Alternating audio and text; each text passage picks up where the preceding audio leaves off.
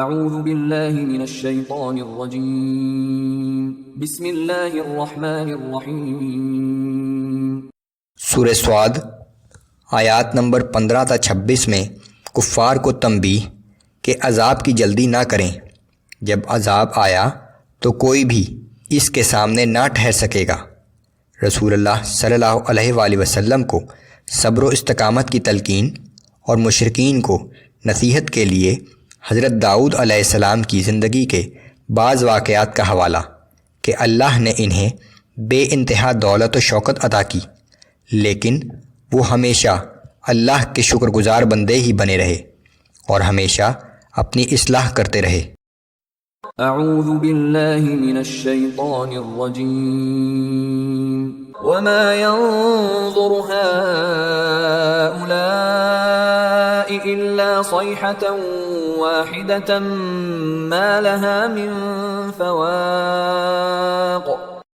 یہ تمام کفار صرف ایک ایسی سخت ہولناک آواز کے منتظر ہیں جو کسی وقفے کے بغیر مسلسل ہوگی۔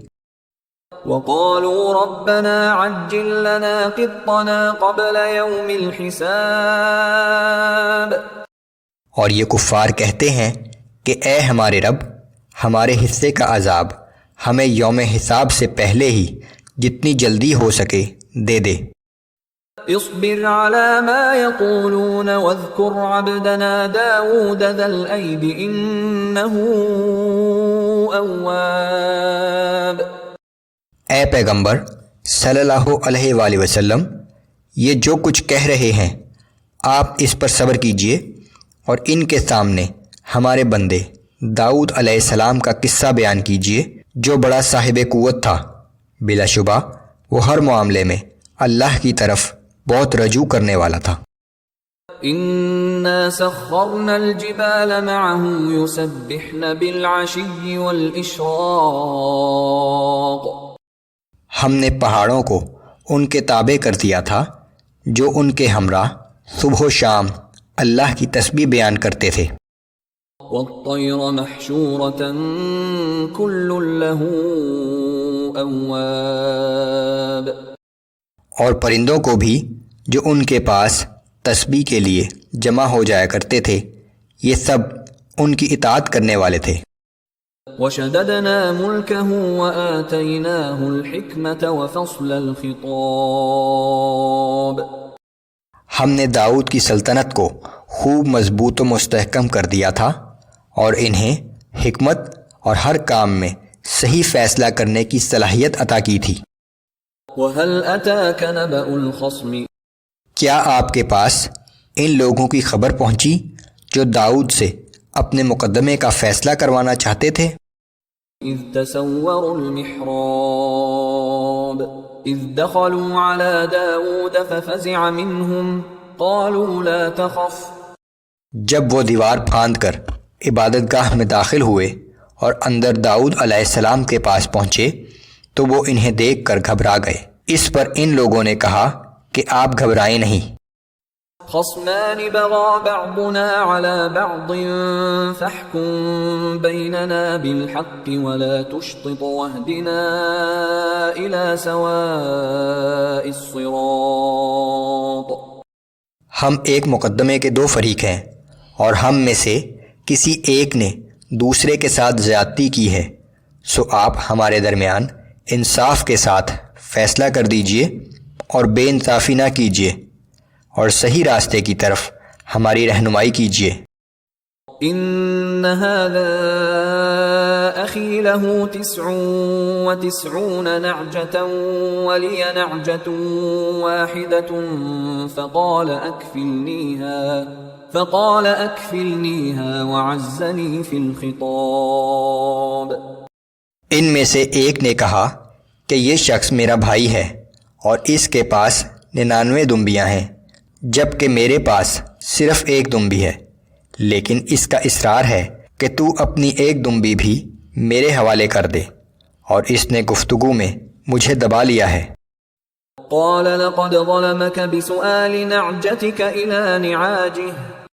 داؤد علیہ السلام نے کہا کہ اس شخص نے تیری ایک دمبی کو اپنی دمبیوں میں ملانے کا مطالبہ کر کے واقعی تجھ پر ظلم کیا۔ وَإِنَّ كَثِيرًا مِّنَ الْخُلَطَاءِ لَيَبْغِي بَعْضُهُمْ عَلَى بَعْضٍ إِلَّا الَّذِينَ آمَنُوا وَعَمِلُوا الصَّالِحَاتِ وَقَلِيلٌ مَّا هُمْ۔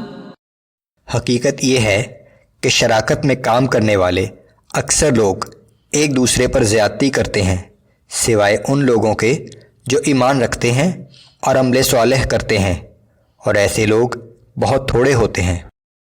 وَظَنَّ دَاوُودُ أَنَّمَا فَتَنَّاهُ فَاسْتَغْفَرَ رَبَّهُ وَخَرَّ رَاكِعًا وَأَنَابَ۔ یہ آیت سجدہ ہے، یہاں سجدہ کر دیجئے۔ اور داؤد علیہ السلام فوراً سمجھ گئے کہ اس مقدمے کے ذریعے ہم نے ان کی آزمائش کی ہے، سو وہ اپنے رب سے معافی طلب کرتے ہوئے سجدے میں گر پڑے اور اللہ کی طرف متوجہ ہو گئے۔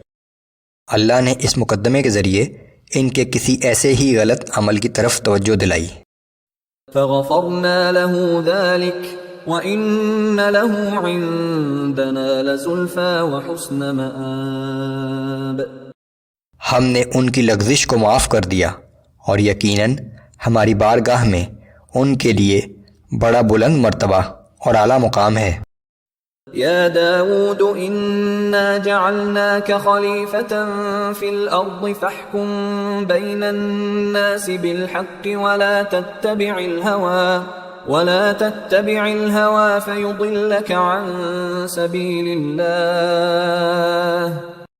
اے داؤد، ہم نے تمہیں زمین میں حاکم بنایا ہے، پس لوگوں کے درمیان انصاف کے ساتھ فیصلے کیا کرو اور اپنی خواہشات کی پیروی نہ کرو کہ وہ تمہیں اللہ کے راستے سے بھٹکا دیں گی۔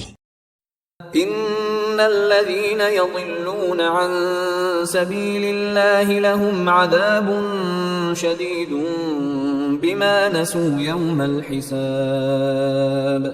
جو لوگ اللہ کے راستے سے بھٹک جاتے ہیں یقیناً ان کے لیے سخت عذاب ہوگا کہ انہوں نے یوم حساب کو فراموش کر دیا تھا۔